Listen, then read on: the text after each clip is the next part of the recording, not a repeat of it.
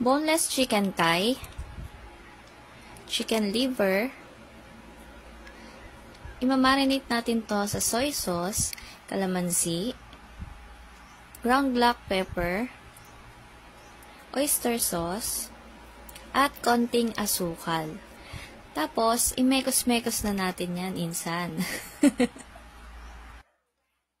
After natin lamas-lamasin yan, i-marinate natin ng mga 1 to 2 hours before natin lutuin.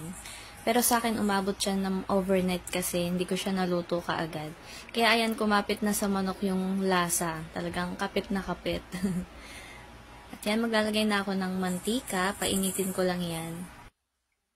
Pag mainit na, i-sear lang natin tong mga chicken. Ayan, hanggang mag-brown lang yung kabilaan. Huwag niyong piprituhing maigi yan ha. Yung mag-brown lang yung kabilaan niya. Ayan, tsaka medyo malakas dapat ang apoy dyan.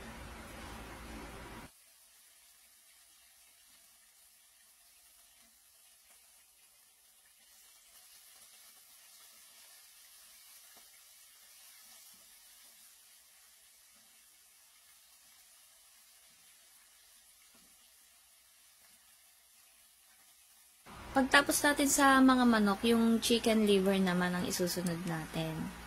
Ganon din hanggang mag-brown lang din kabilaan.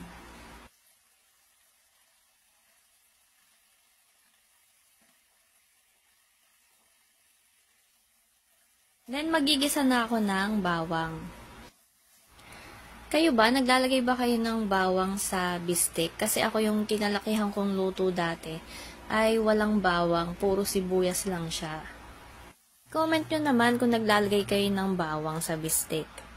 At yan na nga, nung naamoy ko na yung aroma ng bawang, nilagay ko na rin tong sibuyas. Hindi sunog yung bawang ha, dumikit lang dyan yung mga pinagprituhan kanina. At ayan, nilagay ko na yung na-reserve na marinade. Sinimmer ko lang yun ng mga ilang minuto, tapos nilagay ko na rin tong na-sear na chicken at liver. Then mag-a-add ako ng tubig. Ayan, kayo bahala kung gaano kasabaw ang gusto ninyo. Ako medyo, yung tama lang, pero yung may maibabahog naman sa kanin. Ayun, kasi masarap yun eh.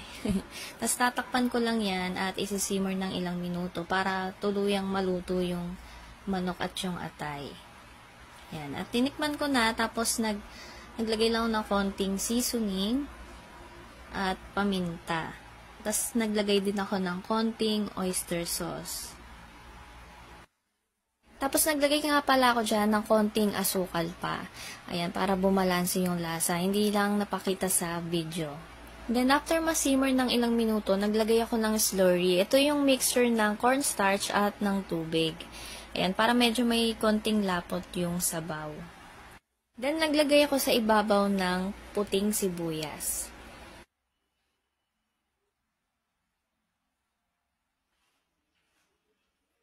At ito na ang ating chicken thigh and liver bistek. Thank you for watching!